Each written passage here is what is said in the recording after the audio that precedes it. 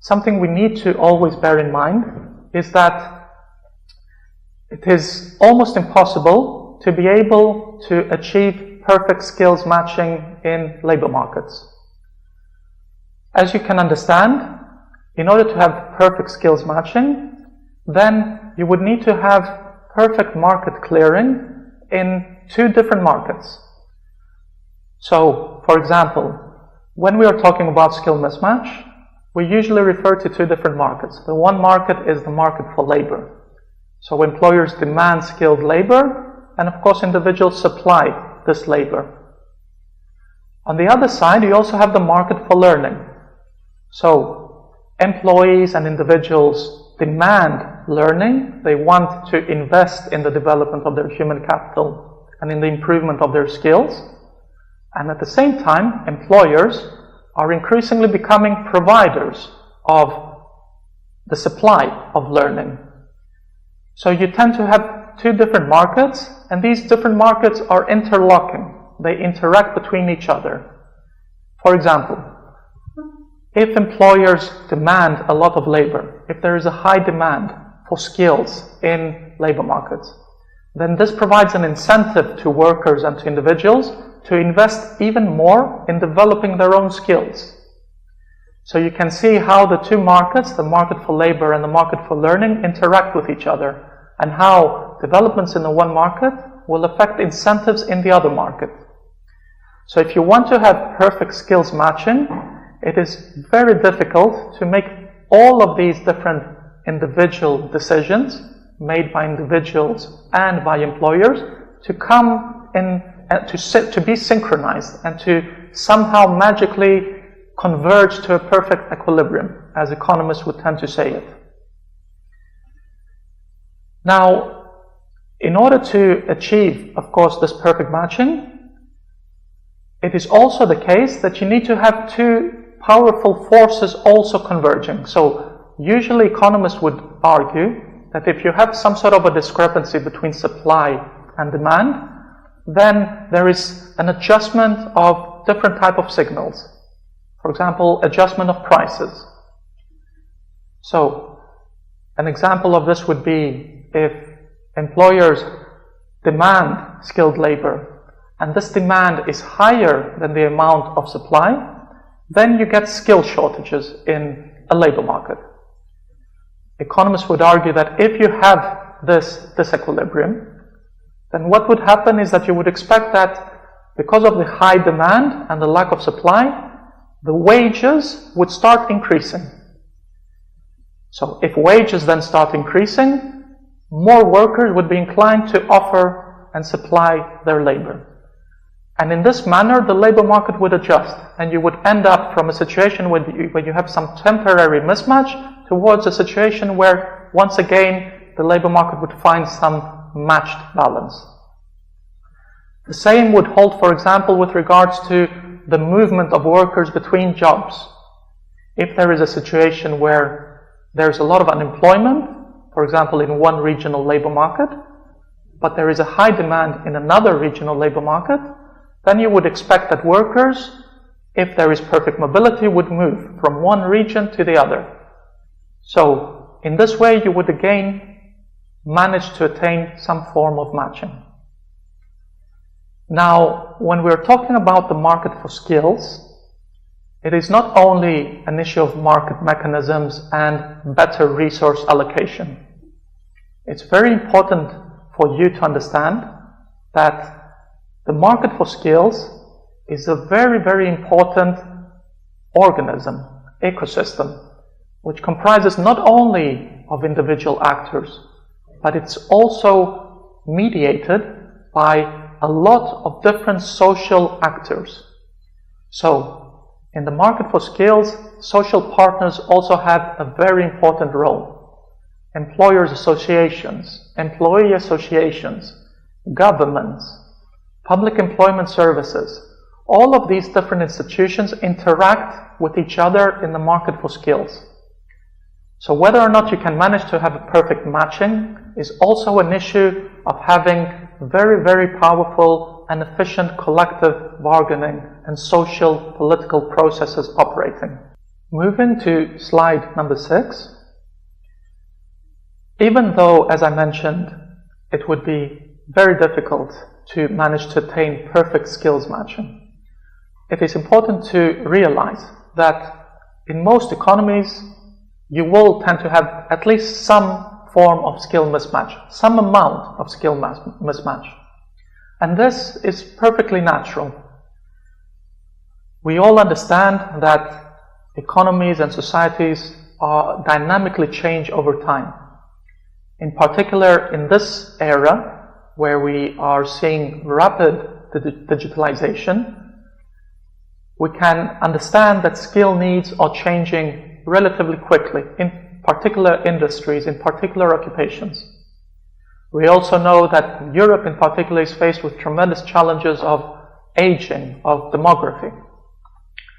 At the same time, there is a big debate about the fact that automation and advancing robotics and artificial intelligence will also be reshaping and is already changing the nature of skill needs in our economies. So, because of this continuous dynamic process of change, you understand that in all markets at a given point in time there will be some natural skill mismatch. But as we show in slide number 7, there are many instances where we can also observe, in particular European member states, that the process of adjustment of signals or of price signals, the process of adjustment of the socio-political underlying process can sometimes be slow. So when this happens, we can see that in various economies, sustained or persistent skill mismatches can prevail. And this is then a problem.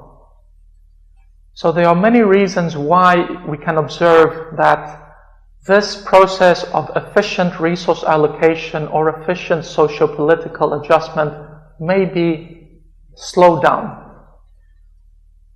For example, we know that individual actors such as learners, such as employers, they are not always what economists would tend to think rational human beings.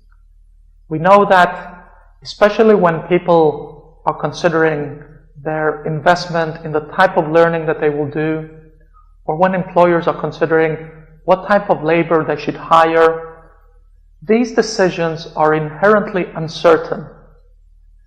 And these decisions are also involve a very long-term horizon. So it's very easy to do things wrong. Because of this high level of uncertainty, you can therefore understand that sometimes people may not make the type of rational decisions that economists would believe they would make. And this can create problems in the matching process of workers to jobs and jobs to people. In many economies, we know that there are so-called information asymmetries. So, a lot of individuals may have difficulty finding the right of information with regards to where are the jobs, what type of skills do these jobs require. Unless in a labor market and an economy you have very good systems of labor market information and good systems of career guidance, it is very easy for these individuals to lack awareness of where the jobs lie. And therefore, they may be inclined to making wrong decisions or not making any decisions, thereby proliferating the process of skills mismatch. We also perfectly aware of the fact that, as the very well-known economist Richard Freeman from Harvard University had showed back in 1970, that you also tend to have so-called cobweb cycles.